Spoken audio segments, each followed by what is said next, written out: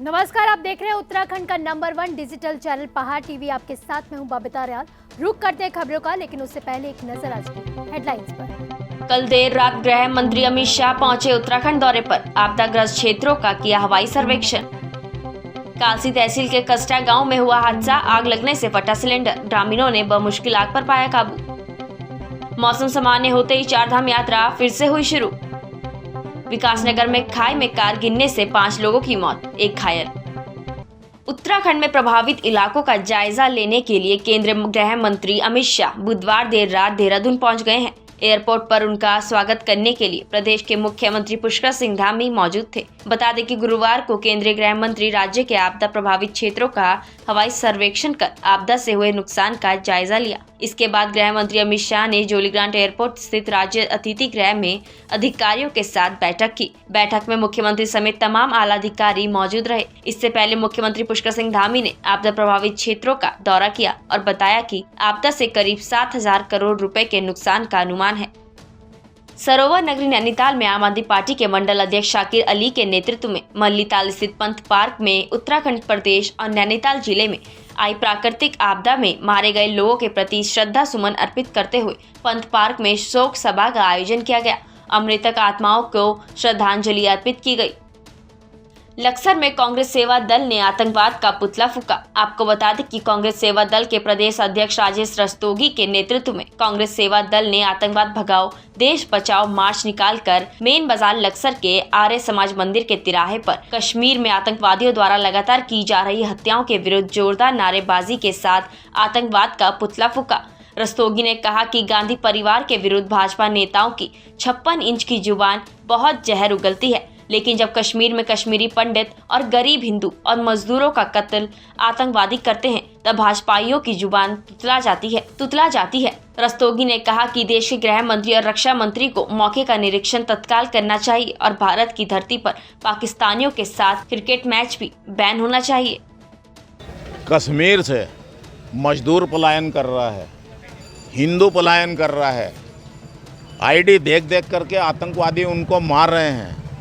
पूरी दुनिया में कश्मीर को लेकर के चिंता का माहौल है, अराजकता का माहौल है, और आप यहाँ राजनीति कर रहे हो कि हमने तो साहब 370 हटा दी, बड़ा कद्दू में तीर मार दिया।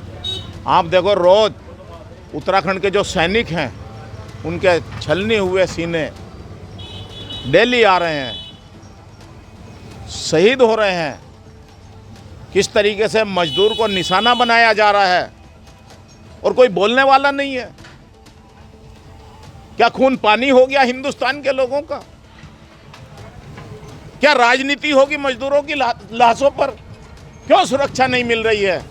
आप तो कहते थे 370 हटा दी है, कश्मीर में जाकर के कोई भी रह सकता है।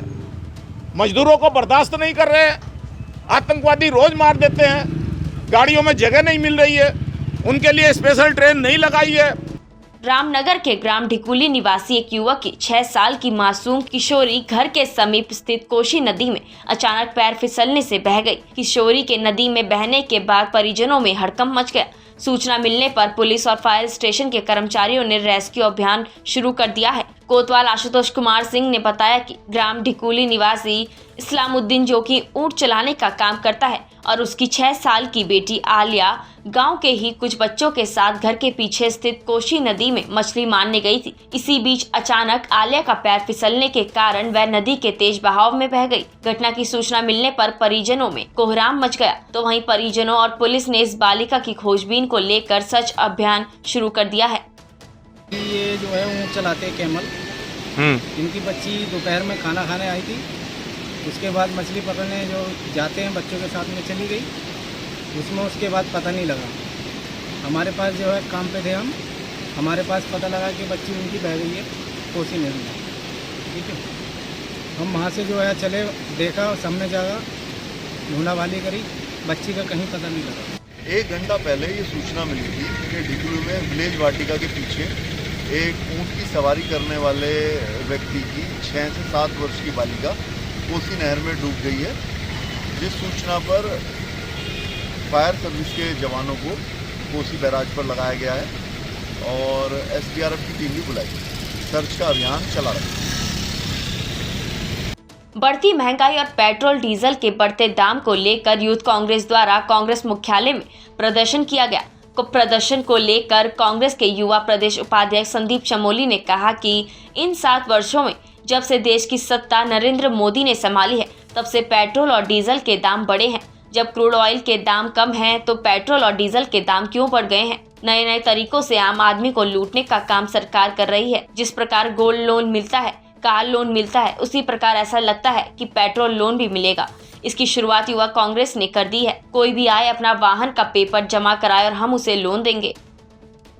अखाड़ा परिषद के पूर्व अध्यक्ष दिवंगत नरेंद्र गिरी महाराज की मौत के बाद अखाड़ा परिषद में 2 फाड़ हो गई है। अखाड़ा परिषद 2 गुटों में बैठ गई है। 7 अखाड़ों के साधु संतों ने नए अध्यक्ष की घोषणा कर दी है। महानिर्वाणी अखाड़े के सचिव रविंद्र पुरी महाराज को अखाड़ा परिषद का अध्यक्ष चुना गया है। आपको बता दें कि 13 अखाड़ों से मिलकर अखाड़ा परिषद का गठन हुआ है। आज सुबह महानिर्वाणी अखाड़े में बैठक कर 7 अखाड़ों के साधु संतों ने अखाड़ा परिषद की नई कार्यकारिणी की घोषणा कर दी है।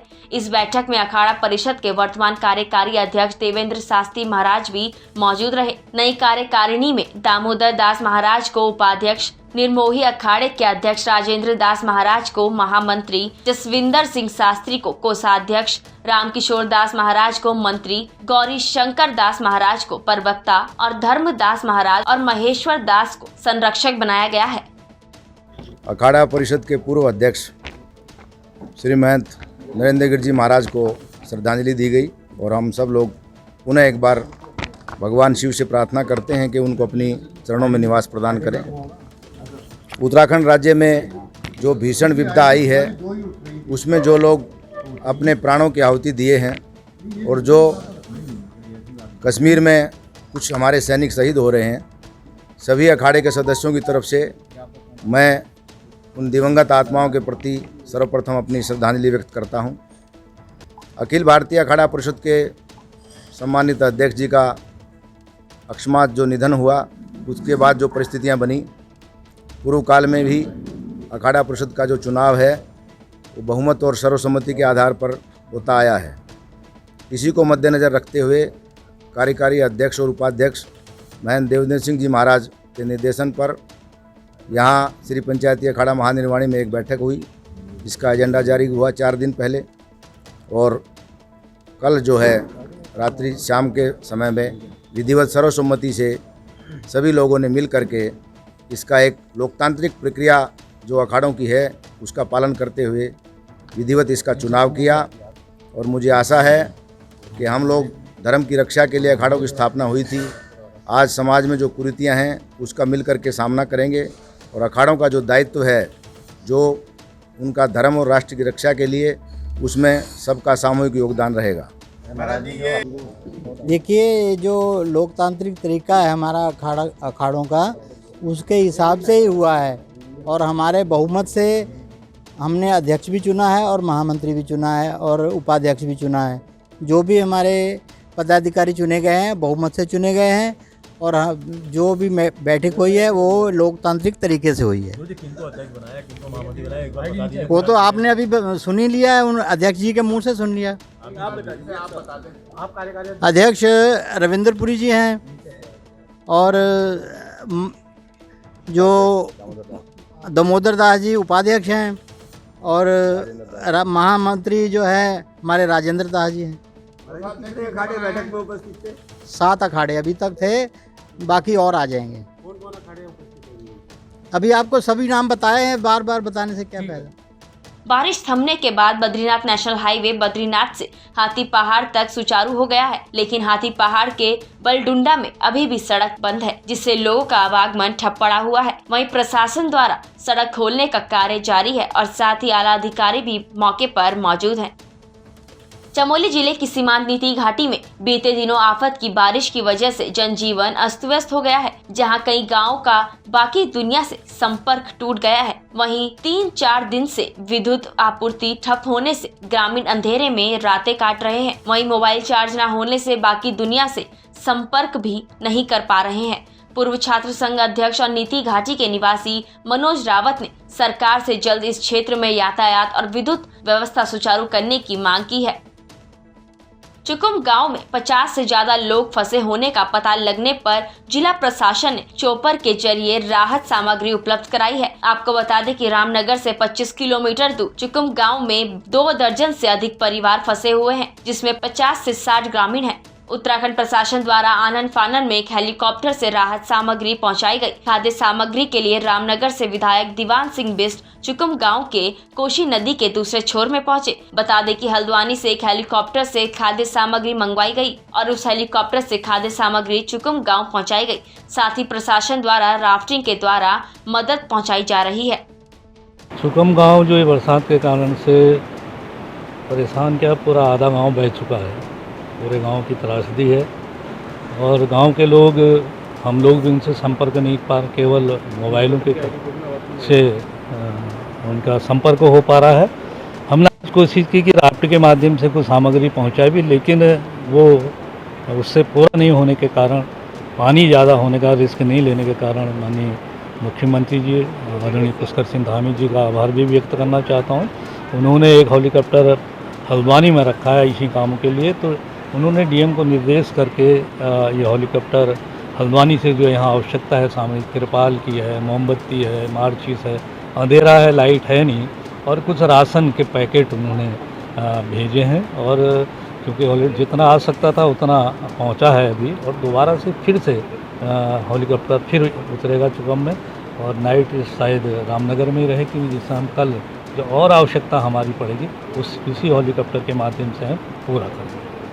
खानपुर के सामुदायिक स्वास्थ्य केंद्र का निरीक्षण करने पहुंचे हरिद्वार जिलाधिकारी विनय शंकर पांडे को इस सामुदायिक स्वास्थ्य केंद्र में कई तरह की खामियां मिली। अस्पताल के अंदर कई डॉक्टर और अस्पताल का स्टाफ नदारद पाए गए। उपस्थिति रजिस्टर देखने के बाद पता चला कि अस्पताल के अंदर 33 स्टाफ की तैनाती है, जिसमें 4 डॉक्टर की तैनाती स्वीकृत है। निरीक्षण के दौरान सिर्फ 1 डॉक्टर और 4 स्टाफ ही ड्यूटी पर हाजिर मिले, बाकी 28 स्टाफ और डॉक्टर गैर हाजिर मिले। अब बड़ा सवाल यह है कि क्या सामुदायिक स्वास्थ्य केंद्र खानपुर केवल 1 महिला डॉक्टर और 4 स्टाफ के भरोसे चल रहा था? निरीक्षण करने पहुंचे जिलाधिकारी हरिद्वार विनय शंकर पांडे ने बताया कि जो 28 स्टाफ नदारद पाए गए हैं, उनके खिलाफ सख्त से सख्त कार्रवाई अमल में लाई जा रही है। बीते दिनों हुई मूसलाधार बारिश से जनपद नैनीताल की कई सड़कें अभी भी अवरुद्ध हैं। कई स्थानों पर मलबा आने से लोग फंसे हुए हैं और कई मकान भी क्षतिग्रस्त हुए हैं। एक और जहां एसडीआरएफ और स्थानीय प्रशासन लगातार राहत बचाव कार्यों पर लगा हुआ है, वहीं भारतीय सेना के जवानों द्वारा फंसे हुए लोगों का रेस्क्यू किया जा रहा है और लोगों तक खाद्य सामग्री भी पहुँचाई जा रही है। उत्तराखंड में आई प्रकृति आपदा के बाद से सूबे के मुख्यमंत्री पुष्कर सिंह धामी से लेकर कैबिनेट मंत्री हो या फिर जनप्रतिनिधि सभी एक्शन मोड पर नजर आ रहे हैं। उधम सिंह नगर जिले के दौरे पर पहुंचे सीएम पुष्कर सिंह धामी ने सितारगंज, खटीमा और नानकमत्ता विधानसभा का दौरा किया, तो वहीं दूसरी तरफ जिले के प्रभारी मंत्री स्वामी यतीश्वरानंद सरस्वती ने रुद्रपुर और किच्छा विधानसभा पहुंचकर बाढ़ग्रस्त क्षेत्र का दौरा करते हुए बाढ़ पीड़ितों से मुलाकात कर हर संभव सहयोग का आश्वासन दिया।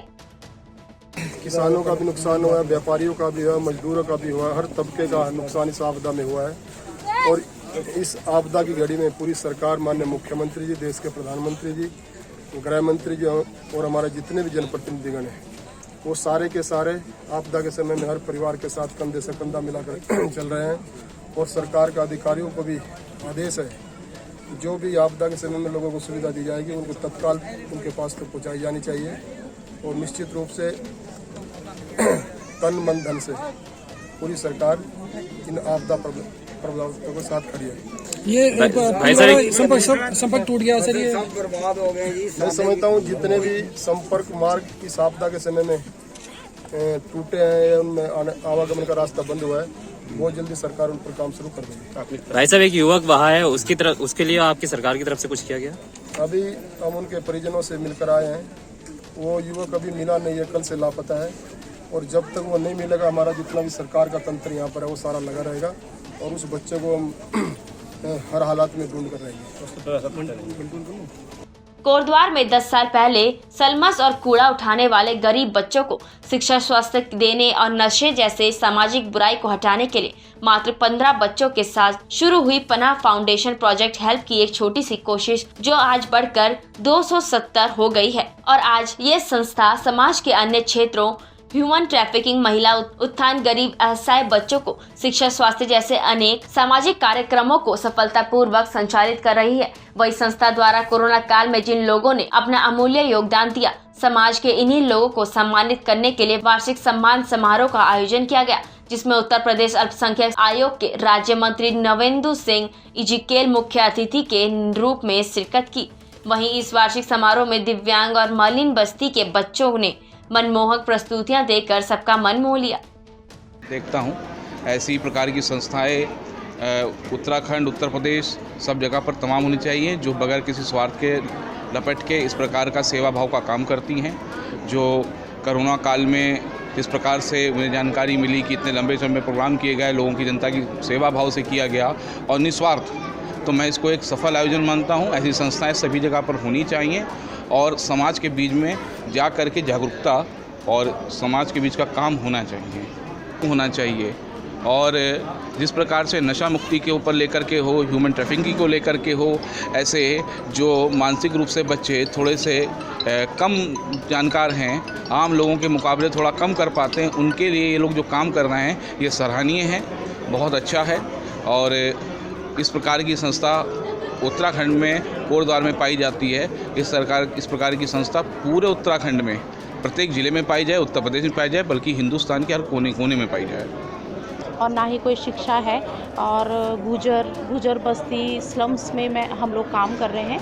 और इसी तरीके से हम लोग हर साल जो है अपना वार्षिक उत्सव मनाते हैं। इस साल भी हम लोग इकट्ठे हुए हैं, लेकिन कोविड के कारण जो है 2 साल हमने स्टॉप किया हुआ था और इस साल फिर से हम ये मना रहे हैं। तो ईश्वर का हम धन्यवाद करते हैं। और ख़ासकर जो हमारे प्रोग्राम्स हैं, हमारे जितने भी बच्चे हैं अलग अलग क्षेत्रों में जो पढ़ते हैं, उन्होंने कुछ सांस्कृतिक प्रोग्राम तैयार किए हैं, वो उनका परफॉर्मेंस देंगे। और साथ ही में हम मिस्टर नवेंद्र सिंह, जो कि अल्पसंख्यक आयोग के सदस्य हैं लखनऊ में, वो हमारे बीच में चीफ गेस्ट हैं। और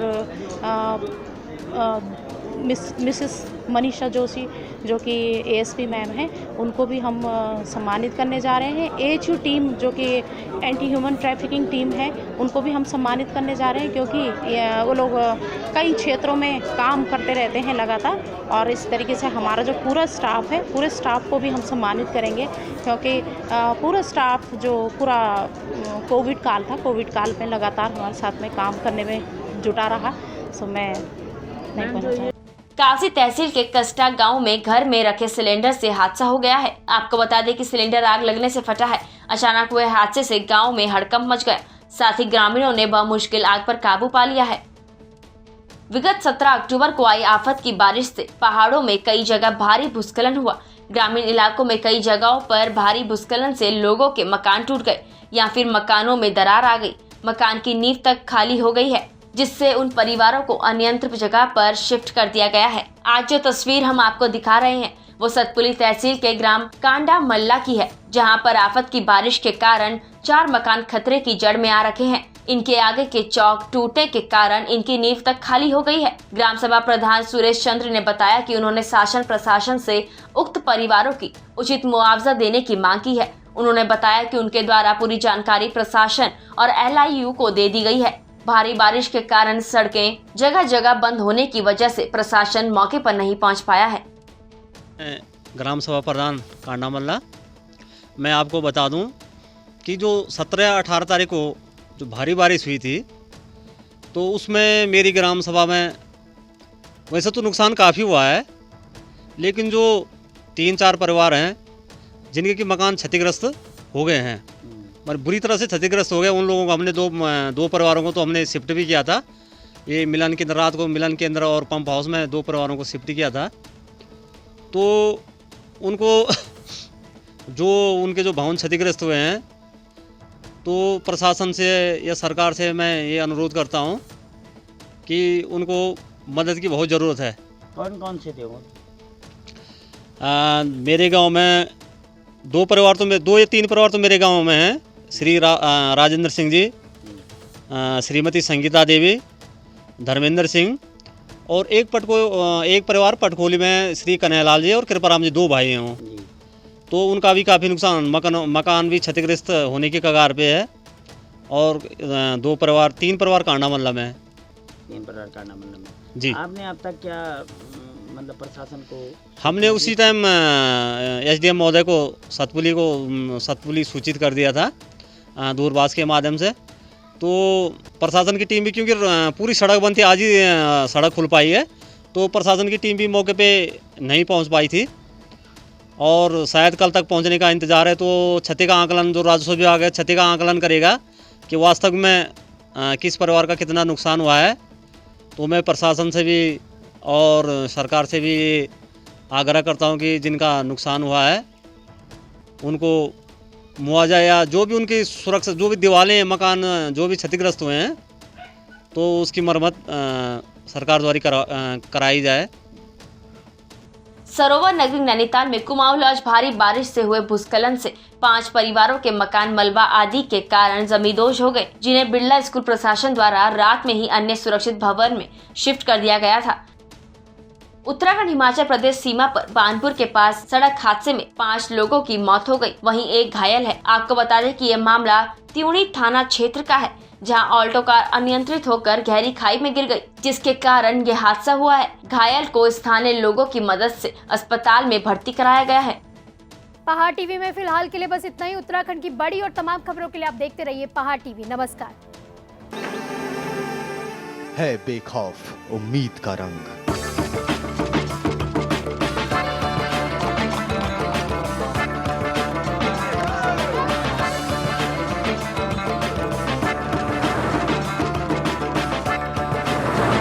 है आस्था भी।